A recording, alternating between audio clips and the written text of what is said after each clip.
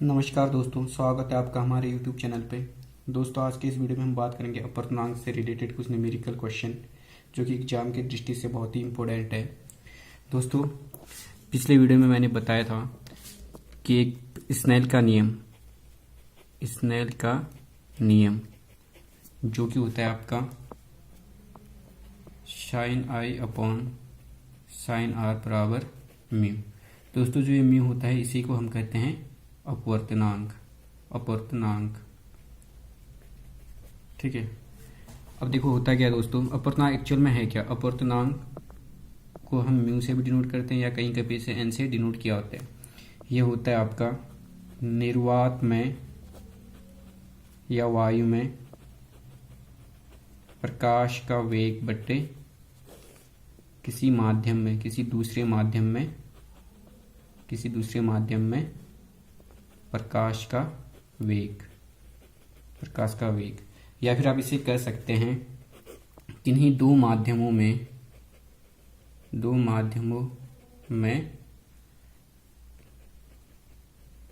प्रकाश के वेग का अनुपात। ठीक है। अब देखिए, ये कोई एक माध्यम है, ठीक है, और ये कोई दूसरा माध्यम है। ये माध्यम 1 है और माध्यम 2 है। या इसे कह लीजिए कांच है कोई, और ये एक वायु है। ये माध्यम है वायु। हम एक अभिलंब खींच लेते हैं। यहाँ से प्रकाश आई, ठीक है, ये कोण आई, आपतित कोण। ये प्रकाश को ऐसे सीधे जाना था बट ऐसे न मुड़कर ये अभिलंब की ओर ऐसे मुड़ जाता है। ये आर है कि एक माध्यम से दूसरे माध्यम में प्रकाश गमन कर रही है। तो प्रकाश का वेग सबसे अधिक किसमें होता है, वायु में। और वायु के बाद अगर दूसरे माध्यम में जा रही है, अगर ये सघन माध्यम है तो प्रकाश जो है अभिलंब की ओर झुक जाती है। अगर फिर सघन माध्यम से विरल माध्यम की ओर आती है तो प्रकाश अभिलंब से दूर चली जाती है। ये सब मैंने पिछले वीडियो में बताया। दोस्तों, अगर आपने पिछला वीडियो नहीं देखा है तो प्लीज़ उसे एक बार देख लीजिएगा, जिससे कि आपको समझने में आसानी होगी। अब देखिए, हम अपवर्तनांक निकालते कैसे। अगर हम कहें कि माध्यम 2 का माध्यम 1 के सापेक्ष अपवर्तनांक, ठीक है। मान लीजिए इसमें v1 है वेग प्रकाश का और इसमें v2 है। ये माध्यम 1 है, ये माध्यम 2, इसमें v1 है और इसमें v2 है। अब मैंने माध्यम 2 का एक के सापेक्ष यानी कि जिसको निकालने इसको बीचने के अपवर्तनांक क्या हो जाएगा, v1 बट्टे v2। ठीक है। अब क्वेश्चन देखिए, क्वेश्चन कैसे आता है इसमें अपवर्तनांक से रिलेटेड। एग्जाम में क्वेश्चन है आपका, यदि कोई प्रकाश है वायु से 1.5 अपवर्तनांक वाले कांच की प्लेट पर प्रवेश करता है तो कांच में प्रकाश की चाल बताइए। या इसमें दूसरा क्वेश्चन ये भी आ सकता है कि यदि कांच का अपवर्तनांक दिया है कि यदि कांच का अपवर्तनांक 3/2 है, ठीक है, कांच का अपवर्तनांक 3/2 है, तो कांच में प्रकाश की चाल ज्ञात कीजिए। अब इसे कैसे सॉल्व करेंगे, देखिए सॉल्यूशन कैसे होगा इसका। देखिए, हमें दे रखा है, हमको पता है कि प्रकाश की जो निर्वात में चाल सबसे अधिक होती है, यानी वायु या निर्वात में प्रकाश की चाल कितनी होती है। निर्वात में प्रकाश की चाल होती है हमारी 3 × 10⁸ मीटर पर सेकेंड। अब हमें अपवर्तनांक यहाँ पर दे रखा है, n बराबर 1.5 दिया हुआ है, ठीक है। अब अपवर्तनांक होता क्या है कि निर्वात में प्रकाश का वेग बट्टे किसी माध्यम में प्रकाश का वेग हमें कांच में निकालना है, ठीक है। यानी निर्वात में कितना है, 3 × 10⁸ मीटर पर सेकेंड। ठीक, निर्वात में हमारी जो प्रकाश की चाल है वो हमें पता होती है 3 × 10⁸ मीटर पर सेकेंड है। और हमें कांच को हम g से डिनोट करते हैं, कर सकते हैं ग्लास, ठीक है। यानी हम वी जी हमें ये फाइंड करना है। तो कैसे हो जाएगा, V G equal to 3 × 10⁸ metre per second upon 1.5। अब इसे हम भाग देंगे तो ये 2 बार कट जाएगा, तो इसका आंसर आ जाएगा 2 × 10⁸ मीटर पर सेकेंड। यही हमारा आंसर है, ठीक है दोस्तों। अब दूसरा क्वेश्चन है, एक और क्वेश्चन करते हैं जिससे कि आपको समझने में आसानी होगी। क्वेश्चन है, दिया हुआ हमें वायु के सापेक्ष जल व कांच का अपवर्तनांक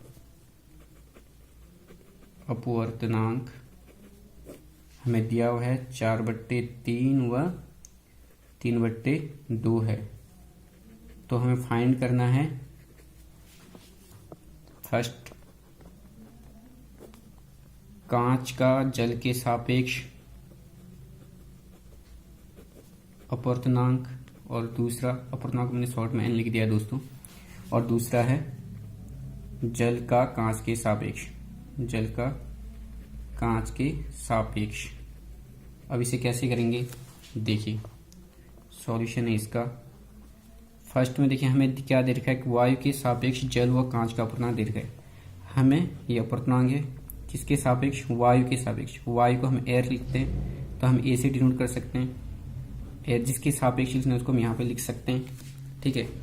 अब हमें क्या दिया हुआ है, वायु का किसके सापेक्ष, वायु के सापेक्ष इसका जल को हम वाटर डब्ल्यू से डिनोट करते हैं। ये दे रखा है हमें 4/3, और दूसरा दिया हुआ है वायु के सापेक्ष कांच का अपवर्तनांक, ठीक है। ये अपवर्तनांक है वायु के सापेक्ष ही दे रखा है किसका, कांच यानी कि ग्लास जी हमें दे रखा है 3/2। हमें निकालना है फर्स्ट हमें फाइंड करना है कांच का जल के सापेक्ष, कांच का किसके सापेक्ष, कांच जी से डिनोट कर सकते हैं, जल के सापेक्ष, जल यानी वाटर। अब हम करेंगे क्या, देखिए दोस्तों हमें पता है जो हमारी एयर के सापेक्ष वाटर और जल कांच का अपवर्तनांक हमें पता है, तो हम वही फॉर्मूला लगाएंगे ऊपर कि क्या होता है अपवर्तनांक, दो माध्यमों में प्रकाश का वेग, यही तो अपवर्तनांक होता है। अब हमें दिया हुआ है, देखो ऊपर क्वेश्चन में जो हमारा वाटर है उसका एयर के सापेक्ष और ग्लास का वायु के सापेक्ष। तो हमें इधर ग्लास का लास्ट में क्या है, ग्लास, तो इधर सबसे बोलेंगे ग्लास का वायु के सापेक्ष बट्टे कांच पानी का वायु के सापेक्ष, ठीक है। तो क्या हो जाएगा, ये कितना है 3/2, और ये हमारा 4/3। इसे सॉल्व करेंगे 3/2, ये ऊपर चला जाएगा 3/4, यानी ये आ जाएगा 9/8, ठीक है। और इसी तरह अगर हम दूसरा देखिए, जल का कांच के सापेक्ष, यानी कि सबसे पहले देखेंगे हम किसके, वायु का जल के सापेक्ष कितना है, वायु का जल के सापेक्ष है हमारा 4/3, और उसके बाद हमारा है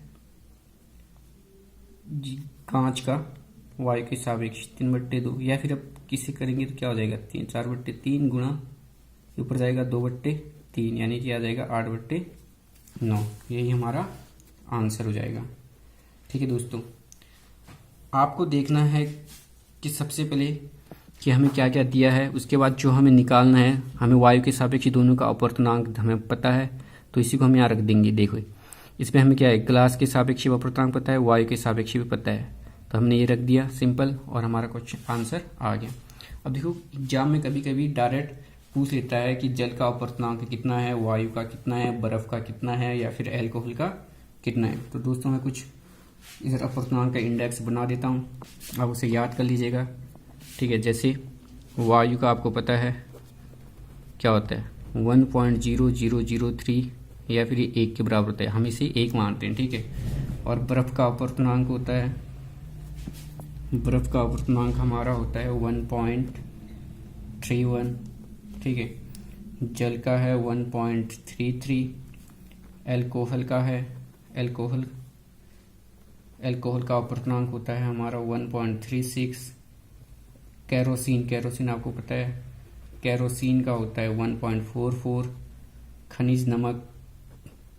खनिज जो नमक होता है उसका होता है 1.54। और हीरे का अपूर्णांक होता है, हीरे का 2.42।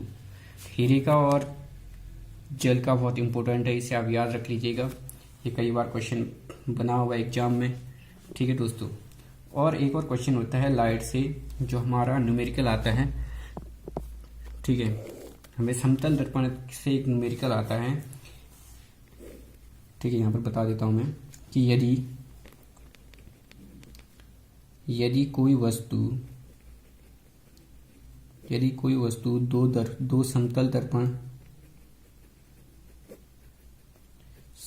दर्पण जो कि थीटा के कोण पर, किसी कोण पर रखा हुआ है, थीटा के कोण पर झुका है या रखा है,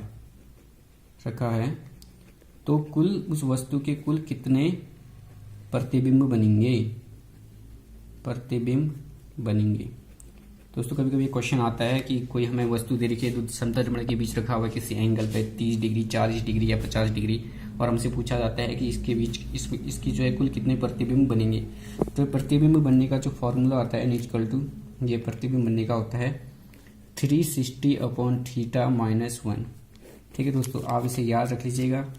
360 और थीटा क्या है, कांस्टेंट है, ये आपको दिया होगा। ठीक है, इससे अगर आप या फिर प्रतिबिंब दिया हो तो आप बता सकते हैं कि कितने कोण पर रखा हुआ है, और या फिर अब आप कितने प्रतिबिंब की संख्या आप निकाल सकते हैं। दोस्तों अगर आपको हमारा वीडियो अच्छा लगता है तो प्लीज़ इसे लाइक, शेयर और सब्सक्राइब कीजिएगा। अपने अधिक से अधिक दोस्तों में सब्सक्राइब कीजिएगा, ताकि शेयर कर दीजिएगा, ताकि और दोस्तों को भी ये जानकारी मिल सके।